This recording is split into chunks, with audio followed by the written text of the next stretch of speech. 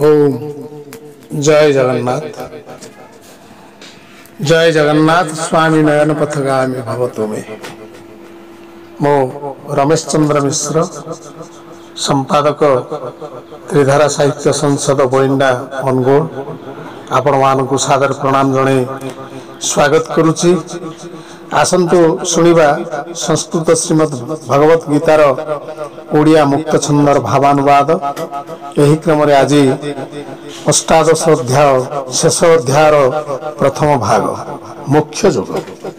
अर्जुन उवाच हे महाबाहो केशिनी सुदन इंद्रिय गण स्वामी हे परम करुणा कर बुझाई कहतु भिन्न भिन्न करी गूढ़ तत्व को प्रांजल करी त्याग संन्यासर।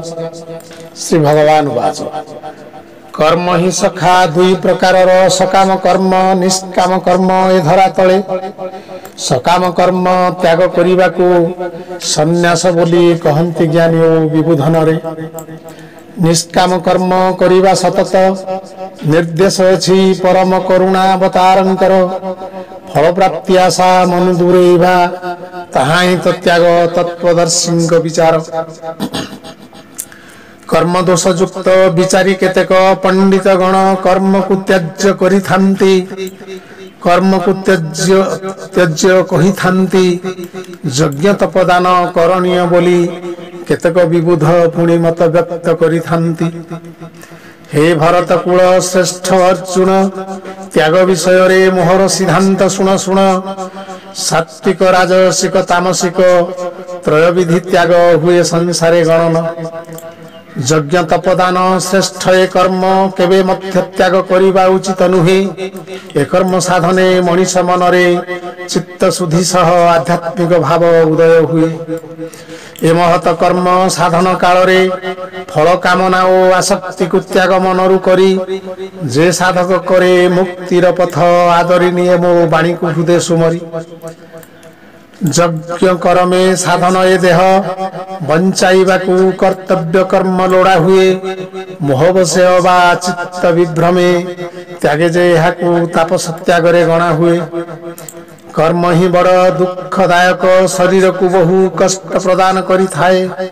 एही भय जेहु कर्तव्य कर्म त्याग करे ताहा राजसिक त्याग बोला जाए।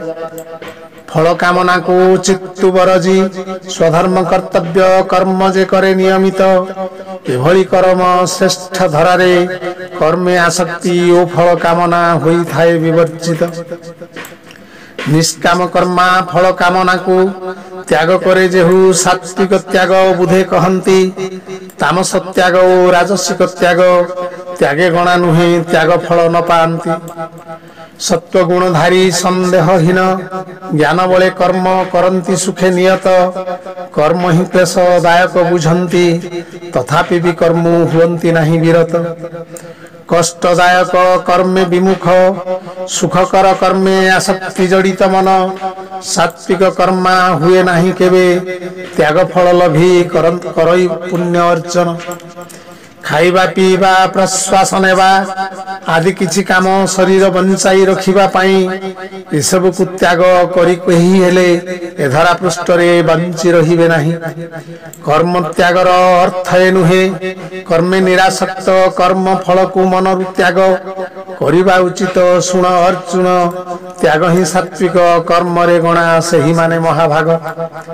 मने रखी फल कामनार आशा कर्म जे करे इह जन्म पर पारे तीन प्रकार फल मिले तांकु इष्ट अनिष्ट पुणी मिश्र फल होई पारे। पुण्य कर्म रे मिले इष्ट फल देवलोक मिले सुख जही अकलन। कष्ट फल रे नरके निवास मिश्र फल रे मर्त्य रे पुणी निये जन्म। निरासक्त आउ निष्काम कर्मा सात्विक भाव हृदय संचित रखि थाए। अंते विलीन परमात्मा रे सुख दुख बा जन्म चक्र बंधन कटि जाए।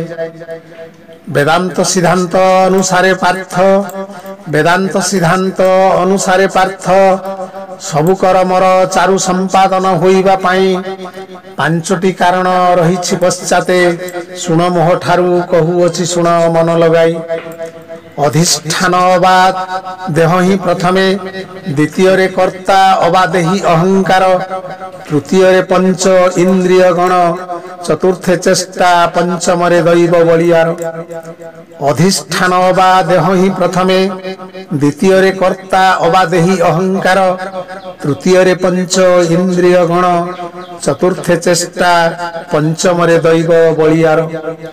ଶରୀରେ ବଚନେ ଅବା ମନନରେ, ଧର୍ମାନୁମୋଦିତ ଅବା ଧର୍ମ ବିରୁଦ୍ଧରେ, ଯେ କର୍ମ କରଇ ସଂସାରେ ଦେହି, ଏ ପଞ୍ଚ କାରଣ ନିହିତ ହିଁ ପ୍ରଚ୍ଛନ୍ନରେ। ଏ ପଞ୍ଚ କାରଣ ବିଚାର ନ କରି ନିଜକୁ ଯେ ଭାବେ ସକଳ କର୍ମ କର୍ତ୍ତା ବୋଲି, ମାର୍ଜିତ ନୁହେଁ ବୁଦ୍ଧି ତାହାର, ଅସଲ ତତ୍ତ୍ୱ ରହେ ସେ ଦୁର୍ମତି ଅପସରି। ମିଥ୍ୟା ଅହଙ୍କାର ନାହିଁ ଯାହାର ହୃଦେ, ମୁଁ କର୍ତ୍ତା ବୋଲି ବାହାସ୍ଫୋଟ କେବେ ମାରଇ ନାହିଁ। ବୁଦ୍ଧି ନୁହଁଇ ବିଷୟାସକ୍ତ, ନର ହତ୍ୟା କଲେ ମଧ୍ୟ ଦୋଷ ତାକୁ ଲାଗଇ ନାହିଁ। କର୍ମ କରଣେ ମିଳେ ଯେ ପ୍ରେରଣା, କର୍ମ ଚୋଦନା ତାହାକୁ ହେ ସଖା କୁହାଯାଏ। ଜ୍ଞାନ ଶ୍ରେୟ ପରିଜ୍ଞାତା ଏ ତ୍ରିବିଧ, କର୍ମର ମୂଳ କାରଣ ହିଁ ତ୍ରୟ ହୋଇଥାଏ। ଜ୍ଞାନ ଜ୍ଞେୟ ପରିଜ୍ଞାତା ଏ ତ୍ରିବିଧ, କର୍ମର ମୂଳ କାରଣ ହିଁ ତ୍ରୟ ହୋଇଥାଏ। କୁମ୍ଭକାର ମନେ କୁମ୍ଭ ନିର୍ମାଣ କରିବା ଆଗ୍ରହ, ଜ୍ଞାନ ପରିଜ୍ଞାତା କୁମ୍ଭକାର, କଳସକୁ ଜ୍ଞେୟ କୁହାଯାଏ ସଖା, ଏ ତ୍ରିବିଧ କ୍ରିୟା କର୍ମ ଚୋଦନା କହନ୍ତି ଧୀର। କୁମ୍ଭକାର ମନେ କୁମ୍ଭ ନିର୍ମାଣ କରିବା ଆଗ୍ରହ, ଜ୍ଞାନ ପରିଜ୍ଞାତା କୁମ୍ଭକାର, କଳସକୁ ଜ୍ଞେୟ କୁହାଯାଏ ସଖା, ଏ ତ୍ରିବିଧ କ୍ରିୟା କର୍ମ ଚୋଦନା କହନ୍ତି ଧୀର। କର୍ମର ଆଶ୍ରୟ ତ୍ରିବିଧ ବି ସଖା, କରଣ କର୍ମ କର୍ତ୍ତା ନାମରେ ଅଟଇ ଖ୍ୟାତ। ମାଟି ପାଣି ଚକ କରଣ ଅଟଇ, କଳସ ହିଁ କର୍ମ କୁମ୍ଭାର କର୍ତ୍ତା, କର୍ମ ସଂଗ୍ରହ ବିଦିତ। ସାଂଖ୍ୟ ଶାସ୍ତ୍ରରେ ଗୁଣ ଭେଦ ନେଇ, ଜ୍ଞାନ କର୍ମ କର୍ତ୍ତା ତିନି ବିଭାগে କଥିତ। ସେ ସବୁ ବିସ୍ତାରୀ କହୁଅଛି ଶୁଣ, ଯାହାକୁ କହିଲେ ମିଳିବ ହେ ସଖା ପରମାର୍ଥ। ଯେଉଁ ଜ୍ଞାନ ବଳେ ପ୍ରତି ଜୀବ ଦେହେ, ଅଖଣ୍ଡ ଦିବ୍ୟ ସ୍ୱରୂପ ଦର୍ଶନ କରି ହୁଏ। ଯେଉଁ ଜ୍ଞାନ ବଳେ ପ୍ରତି ଜୀବ ଦେହେ, ଅଖଣ୍ଡ ଦିବ୍ୟ ସ୍ୱରୂପ ଦର୍ଶନ କରି ହୁଏ। ଜୀବରେ ଭିନ୍ନତା ଥିଲେ ବି ଐକ୍ୟ, ଦେଖିବା ସାତ୍ବିକ ଜ୍ଞାନ ଭାବେ ଗଣା ହୁଏ। ଯେଉଁ ଜ୍ଞାନ ବଳେ ଜୀବରେ ଭିନ୍ନତା, ପ୍ରକୃତି ଗୁଣ ଆକାର ସ୍ୱଭାବ ଭିନ୍ନ ଦିଶେ, ସେ ଜ୍ଞାନକୁ ରାଜସିକ କୁହାଯାଏ। ସେହି ମଣିଷଙ୍କ ଚେତନା ହିଁ ଥାଏ ଅପ୍ରକାଶେ। ନିର୍ଦ୍ଦିଷ୍ଟ ଏକ କାର୍ଯ୍ୟରେ ଯିଏ ମନ ମିନ କାଳ ସବୁ ହିଁ ଲଗାଇ ଦିଏ, ଆସକ୍ତି ଜଡ଼ିତ ଚିନ୍ତା ଚେତନା, ବସ୍ତୁ ପ୍ରାପ୍ତିକୁ ମୂଳ ଲକ୍ଷ୍ୟ ଭାବେ ନେଇଥାଏ। ପୁତ୍ର ଦ୍ୱାରା ଧନ ବିଷୟ ଜଞ୍ଜାଳେ ଜୀବନର ସବୁ ମୂଲ୍ୟବାନ କାଳ ବିତାଇ ଦିଏ। ଖାଦ୍ୟ ଶୟନ ନିଜର ରକ୍ଷା, ଯୌନ କ୍ଷୁଧାର ଶାନ୍ତିକରଣେ ପଶୁ ଭଳି ଲାଗିଥାଏ। ବୃକ୍ଷ ଅଥବା ପାଷାଣ ବୁକୁରେ ଈଶ୍ୱରୀୟ ସତ୍ତା ଅନୁଭବୀ ପୂଜା କରେ। ଦିବ୍ୟ ସତ୍ତାକୁ କରେ ସୀମାବଦ୍ଧ, ତାମସିକ ଜ୍ଞାନ ବିଦିତ ଏହା ସଂସାରେ। ସଂକୀର୍ଣ୍ଣ ଏହି ଜ୍ଞାନର ପରିଧି, ଭୌତିକ ବସ୍ତୁ ବାହ୍ୟ ରୂପରେ ମଗ୍ନ ହୁଏ। ଜୀବନ ହିଁ ମାତ୍ର ଭୋଗ ସର୍ବସ୍ୱ, ଚିନ୍ତା ଚେତନା ସୁପ୍ତ ତାହାର ରହିଥାଏ। ଆସକ୍ତି ରହିତ ଫଳ ଆଶା ତେଜି, କ୍ରୋଧ ଦ୍ୱେଷ ଭାବ ମନରୁ ବରଜି ଦୂରେ। ନିଷ୍ଠା ଓ ଶ୍ରଦ୍ଧା ସହିତ ଯେ କର୍ମ କରାଯାଏ, ତାକୁ ସାତ୍ବିକ କର୍ମ କହନ୍ତି ଧୀରେ। ଫଳ ଆଶା ରଖି ନିଜର ପ୍ରତିଷ୍ଠା ଲୋକ ସମାଜରେ ସ୍ଥାପନ କରିବା ପାଇଁ କଷ୍ଟ ସ୍ୱୀକାର କରିଲେ ବି ଯେତେ, ରାଜସିକ କର୍ମ ତାହାକୁ ପାର୍ଥ କହି। ରାଜସିକ କର୍ମ ତାହାକୁ ପାର୍ଥ କହି। ଯେତେ ବଡ଼ ପୁଣ୍ୟ କଲେ ବି କର୍ମ, ଯେତେ ବଡ଼ ପୁଣ୍ୟ କର୍ମ କଲେ ବି, ବିଦ୍ୟାୟତନ ମନ୍ଦିର ବା ଚିକିତ୍ସାଳୟ ହେଉ, ପ୍ରତିପତ୍ତି ବୃଦ୍ଧି ଆଶା ଥିଲେ ମନେ, ସାତ୍ବିକତା ପଣ ଗ୍ରାସି ଦିଏ ପାପ ରାହୁ। ଯେଉଁ କର୍ମେ କର୍ତ୍ତା ଚିନ୍ତା ନ କରେ, ଭବିଷ୍ୟତ ଶୁଭ ଶୁଭାଦି ଫଳାଫଳ, ବିତକ୍ଷ ଦିଗ ଚିନ୍ତା ନ କରେ, ବିତକ୍ଷ ଦିଗ ଚିନ୍ତା ନ କରେ, ଆନେ ପୀଡ଼ା ଦିଏ ଯେଉଁ କର୍ମ ତତ୍କାଳ।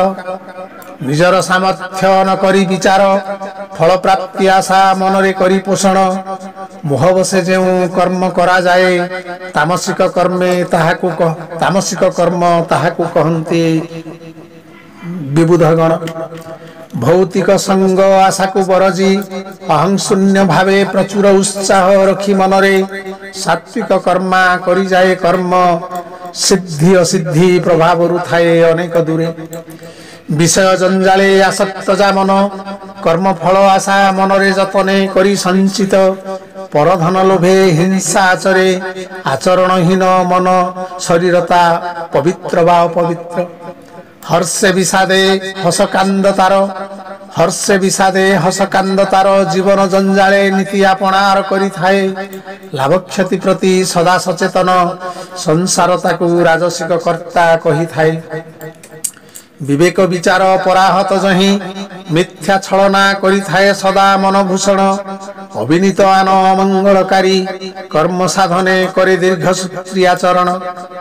अलसपणरे घारी हुए सदा कर्मे विफलता विषाद जड़ित मने रहे काम क्रोध मोहे पापाचार करी अशांत प्राण से तामसिक कर्ता बोला जाए त्रिगुण प्रकृति अनुसारे सखा गुण धर्म भेदे बुद्धि और धृति उभयर तीन प्रकार रे होइछि विभक्त सुण धनंजय कहूछि हार समाचार सत्कार्य स्पृहा प्रवृत्ति अटई असत्कार्य अनाग्रह जे निवृत्ति रूपे ख्यात भय भयरे बंधने मोक्षे ज्ञान जा सक्रिय सात्विक बुद्धि यह पार्थ सत्कार्य स्पृहा प्रवृत्ति अटई असत्कार्य अनाग्रह ही निवृत्ति रूपरे ख्यात भय भयरे बंधने मोक्षे ज्ञान जा सक्रिय सात्विक बुद्धि यह पार्थ जो बुद्धि बले धर्म धर्म कार्य कार्य सठिक रूपरे पारे ना जानी से बुद्धि को राजसिक कुहा जाए चित्ते एकाग्रता नथिबा कारण होई थाए अर्ध ज्ञानी अज्ञानपण अंधार भली छाई जाए जार मन बुद्धि विवेक को अधर्म दिशई धर्म रूपरे बखाणी थाए से प्रति धर्मर विपरीत अर्थ को सबु कार्यर प्रधान साधन धृतिबा धैर्य मुख्य भाव रे लोड़ा हुए सुन सुन सखा मन देई सुन धृति भी व्यक्तिर गुण कर्म रे त्रिविध प्रकार होई थाए एकांत निष्ठा अखंड धैर्य मन प्राण आउ सकल इंद्रिय करी एक ध्यान जोग साधी आयत्ते जे रखे एभली धृति को बुद्ध मंडली कही थांती सात्विक धर्म अर्थ काम पूरण निमंते विषय जंजाले सुख लाभ आशा मनरे नेई कर्म क्षेत्र रे लोड़ा जेउ धृति विबुधे ताहाकू राजसिक बोली कही जेउ धृति बले व्यक्ति भोगई भय शोक दुख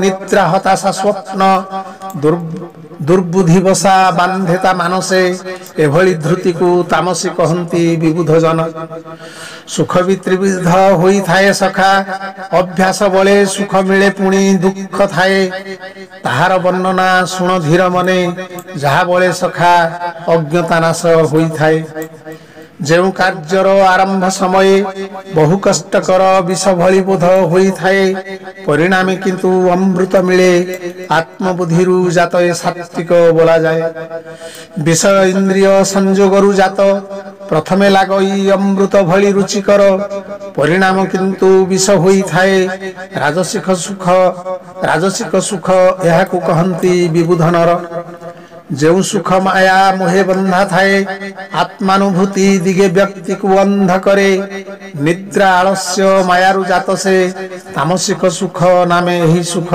लोके प्रचरे एमिति भी लोक नाही सखा नाही स्वर्ग मर्त्य बा पाताले देवता नर त्रिगुण रुके ही मुक्त नुहंती समस्त को बांधी रखी अछि यही सत्य डोर एमिति भी लोक नाही सखा नाही स्वर्ग मर्त्य बा पाताले देवता नर त्रिगुण रुके ही मुक्त नुहंती सभी को बांधी रखी अछि यही सत्य डोर इति अष्टादश अध्यायर प्रथम भाग समाप्त। धन्यवाद।